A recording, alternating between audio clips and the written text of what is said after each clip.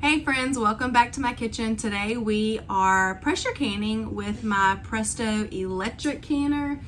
This thing is a game changer. I was so afraid to pressure can with the traditional canners, and this has made it so easy. So today I am canning the last of our homegrown green beans, and I don't know if I have enough for 4 quarts.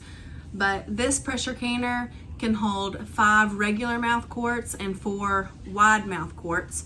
So I've got 2 bowls here that I have already washed and that I have snapped.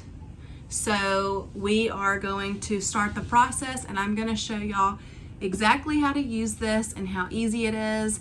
I remember whenever I was looking for videos on YouTube about this, there was only a handful of them.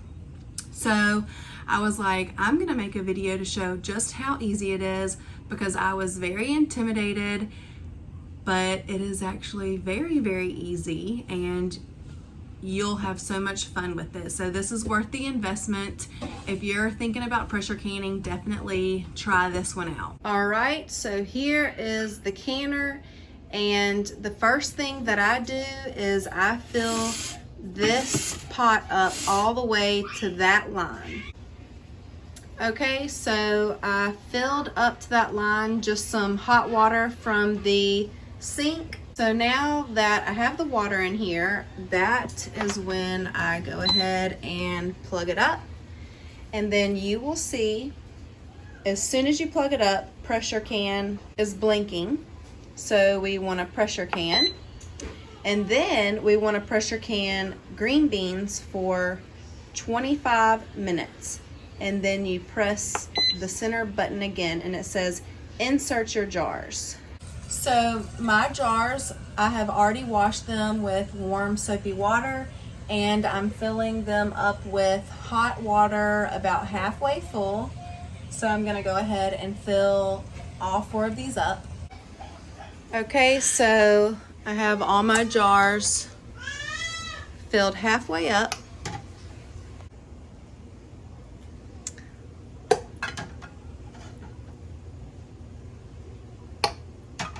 All right, so all the jars are in, and we get our lid, twist it.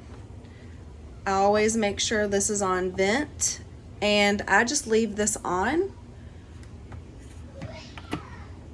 Close that, and then I guess this would be a start button. So I press start, and now it is warming our jars.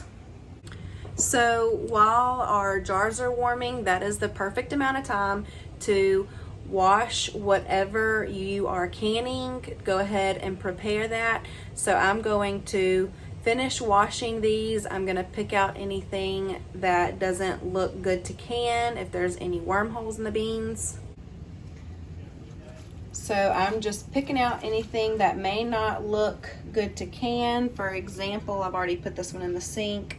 This one right here had a spot on it, so I just took that one out. I'm not gonna can that. And then I'm just gonna wash and rinse, and I do that until I don't see any sand at the bottom of the bowl. And then while I'm doing that, I have a pot of water, and I just let that simmer. It came to a boil, and then I lowered the temperature down. And then I've got a small pot back here that I put my lids in. So I know they say with the new lids that you do not have to boil them, but I do like to put them in some warm water. I feel like that just helps the rim just get a little more sticky. I don't know if that makes sense. I've heard a lot of complaints about the new lids, so that is why I do that, and I feel like it just kind of helps sanitize, so that's why I do that. You want to make sure that any kind of strings on your green beans, you get those off, and then if there's any that are extra long that I feel like need to be snapped again, I go ahead and snap those. Like this one is really long, so I'm just going to snap that one more time. and these are clean and ready to go into the jars. So I'm gonna put those over to the side, and then I'm gonna rinse these another time, strain them. Sometimes I lose a couple of green beans in the sink. If any of them fall into the sink, I just leave them there. Here's a long one. I'm gonna snap that one, another long one. And I feel like I like to snap these into bite-sized pieces, and then I just get the strings off.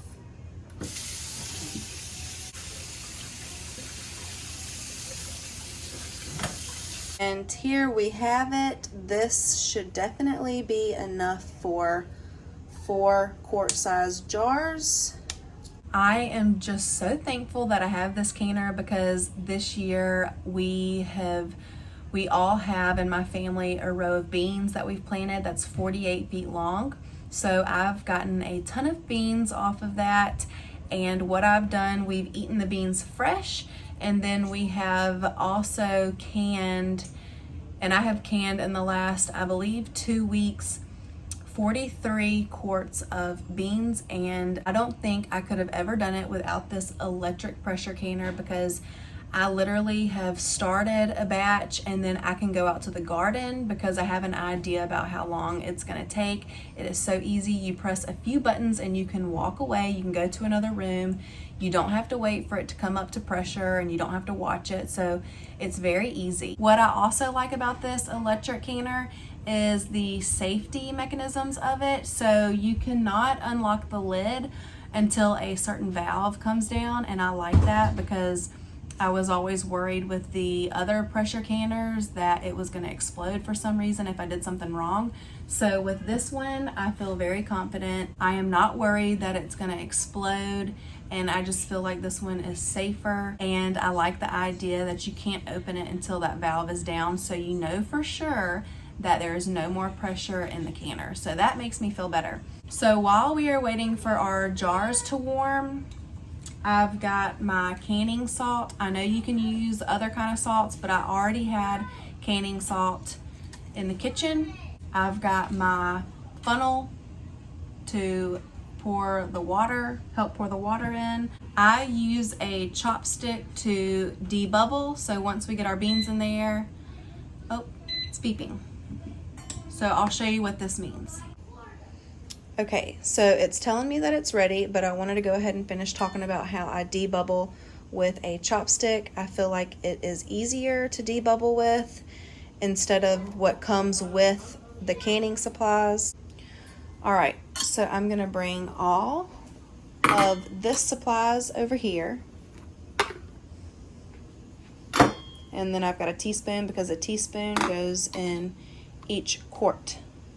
And then I'm gonna go ahead and I'm gonna make sure my lids are okay, that none of them are damaged, because if any of the rings are damaged, it may not seal. So these look good, and I'm gonna put those in here, and then I'm just gonna turn it down on a low temperature just to get them warm, and then our water is simmering. Okay, so this is how simple this is. It says to go ahead and fill your jars up. So that's pretty easy. We lift that up, unlock it, open it away from you. That way no steam will burn your arm. Put that down somewhere. And then I do 1 jar at a time. So I'll take this one out, pour that hot water out, and then I will go ahead and put beans in the jar. So with green beans, you can pack these as tight as you can, all the way up to this 1-inch line. Some things that you pressure can, you're not supposed to pack them tightly, but green beans you can, because once you pressure can them, they will shrink a little bit, and then they'll float, and you'll end up having a bunch of water in the bottom. So you want to fit as much as you can in your jar. And I'm just keeping an eye out as I put beans in the jars. I look for any of them that I may have missed that have strings. or bug damage. And if I see that, I take it out, and that can go in the compost. And then if any of the beans are too long, I'll go ahead and snap those like this one. Okay, so now we have green beans in all 4 of our jars. I did have some extra ones in here. And then just leave the lid off of your canner while you go ahead and prepare the rest of this. I have turned both eyes off so that they're not boiling. And then I have a bowl here, and I put each jar in the bowl. And then this is conveniently located over here. So go ahead and get your jars conveniently located so you can pour the water. While I have all of these over here, I'm gonna go ahead, put 1 teaspoon of salt in each jar.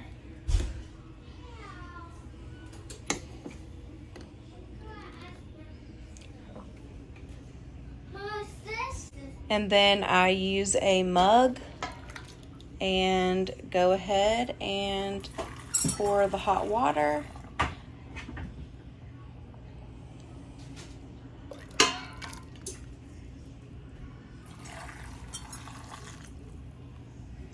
And that's why I have that bowl there, to catch some of that water.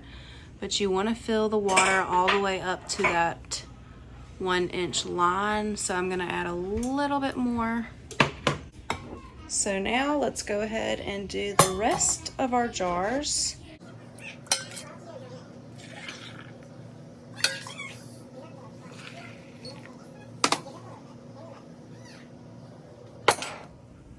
Okay, so I have all 4 jars filled with water all the way to the 1-inch line.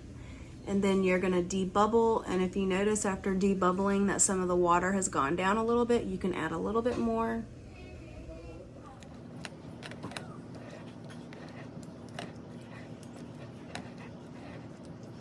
I debubble around the entire jar probably 2 or 3 times, because I notice each time I do it, I notice more bubbles coming up, so I want to make sure I get all of those bubbles. And I also stick the chopstick down into the middle of the beans, and then I just wiggle it around to make sure I get all the bubbles in the middle, and then I go back around on the side. And then any beans that are poking up at the top, I just poke those back down past that 1-inch mark.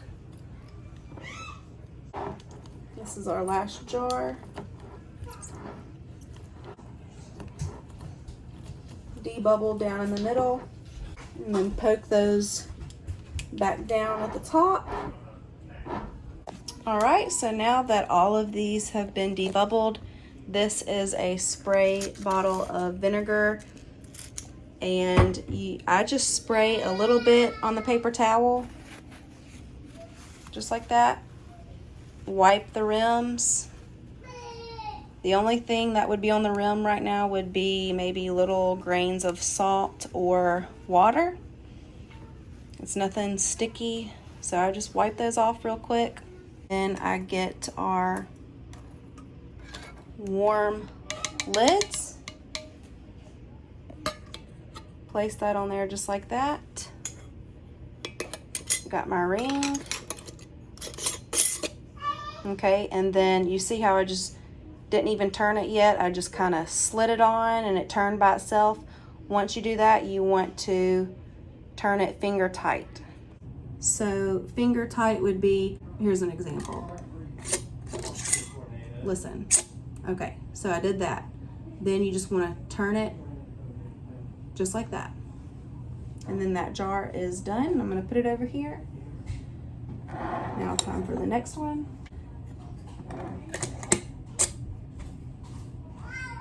Finger tight. You just don't want it to be really tight.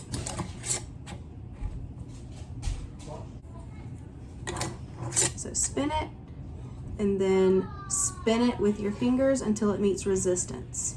And that's it. Okay, I do want to add that we have hard water, and since we have hard water, I'm going to add about 2 teaspoons of vinegar to my canner. That will keep the jars nice and clear looking. And then you just lower your jars into the water, just like so. And then get your lid, twist it, make sure it's on vent, do the latch down, turn the green knob, and then we just press start. So this will take a little bit of time to heat up, and you'll hear the water on the inside kind of boiling, and then you'll get a number and it'll count down. At this point, you can walk away until you hear it beeping, so that's what I'm gonna do.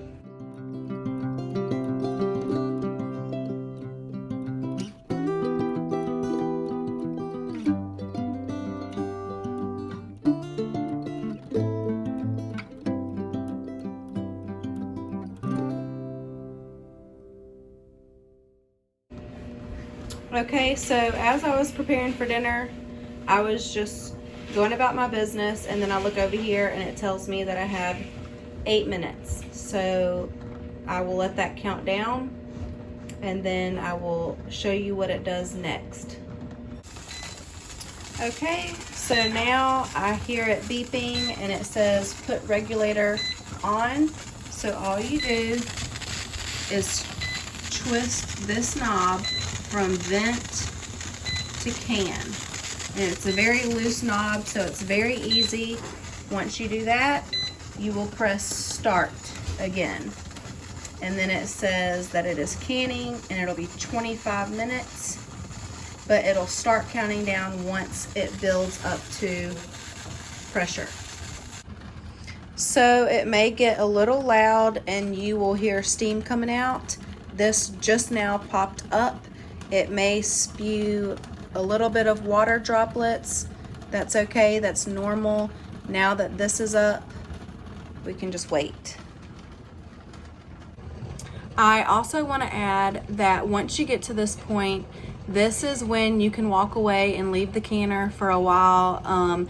It's going to take it hasn't even started the 25-minute timer yet, so in a few minutes it will start the 25 minutes, and then after the 25 minutes it's going to beep a few more times and it's going to tell you that it's cooling down. The cooling down period is probably an hour, so I'm going to go ahead and go enjoy dinner and go ahead and get everything ready for the evening, and I'm just going to leave this thing alone and let it do its thing.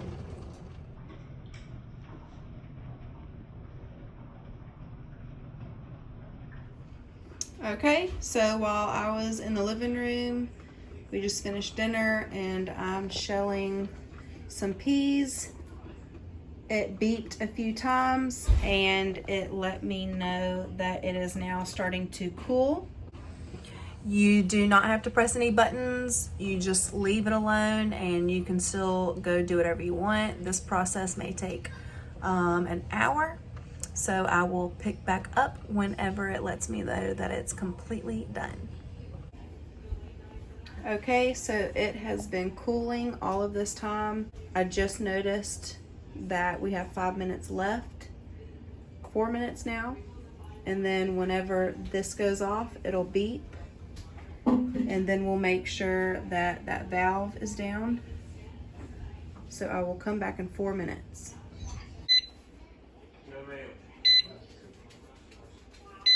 So it just beeped and it says that it is done, but this valve has not dropped yet, so we're going to wait for that to drop. And now that it's done, you're supposed to press the X for 3 seconds and it comes back to a brand new screen.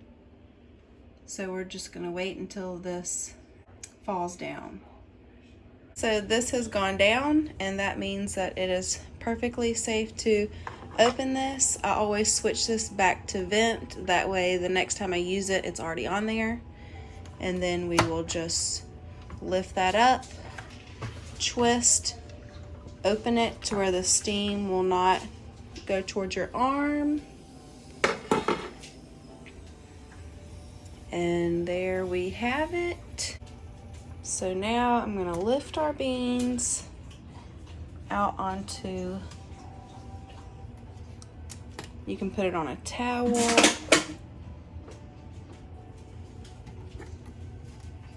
I always put my hot jars on a towel. And then you leave them like this overnight. I leave them just like this for 24 hours. So beautiful. And then eventually you should hear them ping. They will still seal if you don't hear them ping, and you can tell that the lid is still kind of, the middle part's pointed up. When that has sunken down, that means it is sealed. And then tomorrow I will pick back up and show you what I do. So now with the canner, this is very hot water, so I'm just gonna leave this here for a while and I will unplug it and leave it overnight. Okay, so now it has been 24 hours and I've already put some away, but after 24 hours of sitting on the counter, you take the rings off and then you wanna lift it up. That way you can test your seal, and as long as the lids don't come off and these are pushed down, then that means your jars have sealed. So it is safe to say that this canner is definitely worth the investment. I highly recommend you investing in one of these. Even though you can only fit 4 to 5 quart-sized jars at a time, it's worth it because you can walk away. You don't have to stay in the kitchen and keep an eye on it. I have canned potatoes that we grew in the garden. I have canned some dill relish, and these are from cucumbers from our garden. I've done sweet pickles, and I've done dill pickles, and then some English peas. In the last couple of months, I guess you could say a couple of months, I have canned 16 pints of dill pickles. I've canned 7.5 pints of relish, dill relish, 43 quarts of beans, 8 quarts of potatoes so far, and 12 pints of sweet pickles. And then this week I am going to do some more relish. And that is it. Thank y'all for watching. I hope this video was helpful. If you would like to see more pressure canning videos on maybe potatoes or anything else, let me know. And if you have any questions about this canner, I'd be happy to answer them. And I hope y'all enjoyed it. Thanks for watching. Bye, y'all.